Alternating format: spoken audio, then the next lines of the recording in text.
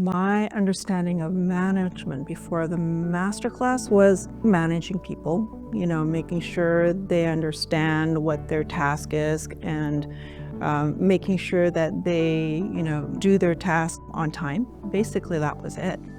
One of my big learnings for the masterclass, I think, would have to be having accountability, also setting up goals. I think that was the most important thing that I did was every week you learn something new and then you put that into practice. And then you get your team on board and you get everybody motivated. And I just felt like I became a better manager and I became a better owner and leader because I was motivating my team to do better.